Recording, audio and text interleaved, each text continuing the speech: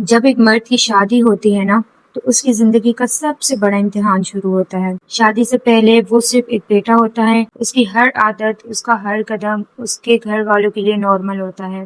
اگر گھر سے دیر آئے، دوستوں کے ساتھ وقت گزارے یا خاموش رہے، سب سمجھ لیتے ہیں کہ یہ تو ہمارا بیٹا ہے، ایسا ہی ہے۔ مگر جیسے ہی وہ شادی کرتا ہے، اس کی وہی ساری پرانی عادتیں جو ہوتی ہیں وہ تانا بن جاتی ہیں۔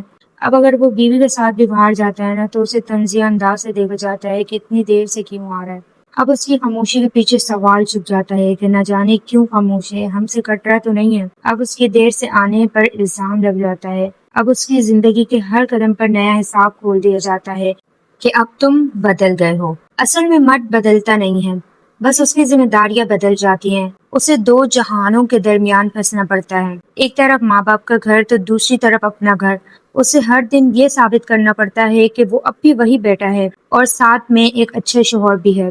مگر اکثر لوگ سمجھتے ہی نہیں، وہ یہ بھول جاتے ہیں کہ مرد کے دل میں بھی جذبات ہوتے ہیں، تھکن ہوتی ہے اور اسے بھی اسپیس چاہیے ہوتا ہے۔ شادی کے بعد مرد کے لیے سب سے بڑا چیلنج یہ ہوتا ہے کہ وہ اپنے دونوں کردار نبھائے، بیٹا بھی بنے اور شوہر بھی۔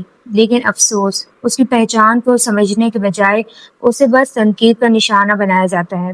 حقیقت یہ ہے کہ مرد تب بدلتا نہیں ہے بلکہ زندگی اسے بدلنے پر مجبور کر دیتی ہے۔ میں نے اپنے سامنے دیکھا ہے کہ جو لڑکے شروع سے جذباتی ہوتے ہیں نا، یعنی کہ کسی کی نہیں سنتے، جذبات میں بہت سی باتیں کہہ دیتے ہیں، جب وہی لڑکے شادی کے بعد کوئی بات کرتے ہیں نا تو ماں باپ یا بہن بھائی کہتے ہیں کہ اس کو تو جو ہے نا بیوی نے بدل دیا ہے، جبکہ وہ بدلا نہیں ہوتا، وہ ہوتا وہی ہے جو کہ شادی سے پہلے ہوتا ہے۔